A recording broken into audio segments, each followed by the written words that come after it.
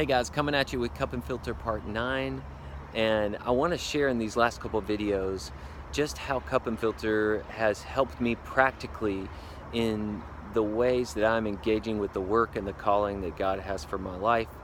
And what I want to share with you today in this video is what are the last words that go through your head before you go and do the thing that God has called you to do, before you apply your talents, before you are enacting your gifts, or before you are living in the mission that God has called you to live, before you're fulfilling your calling. What are those last words that are going through your head?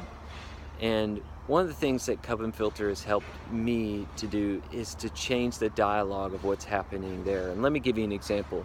So I've spent a lot of my time leading worship as a worship leader in churches and in various other capacities.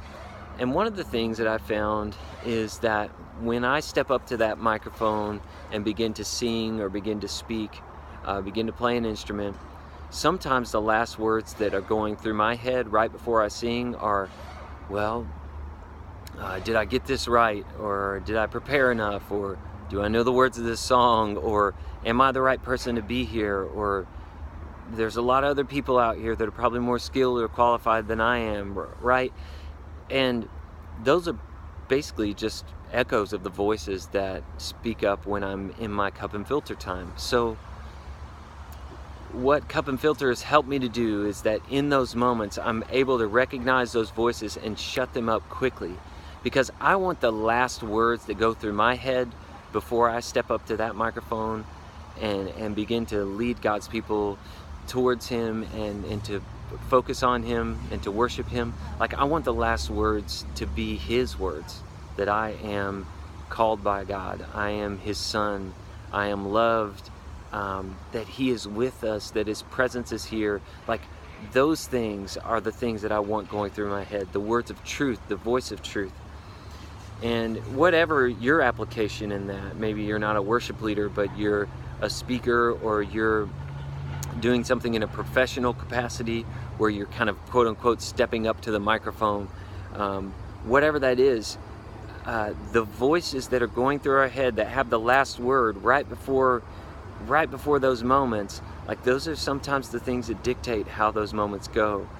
And what Cup and Filter has done for me, and I hope it will do for you, is give you the power to quickly reframe and change that dialogue, so that the last words that are going through your head are the words of truth and not lies, especially in critical moments when you have this kind of, in the Old Testament it called such a time as this. You were born, you were made for such a time as this.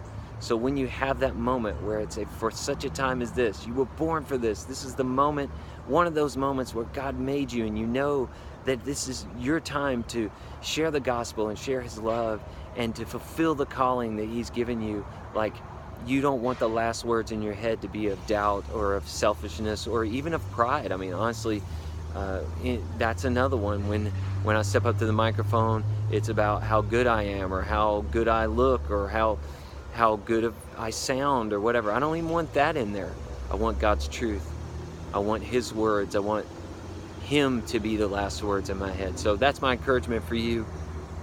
I hope that Cup and Filter can be that for you and help you to get control of those last words so that you can live God's truth, especially in those critical moments. All right? Talk to you guys soon.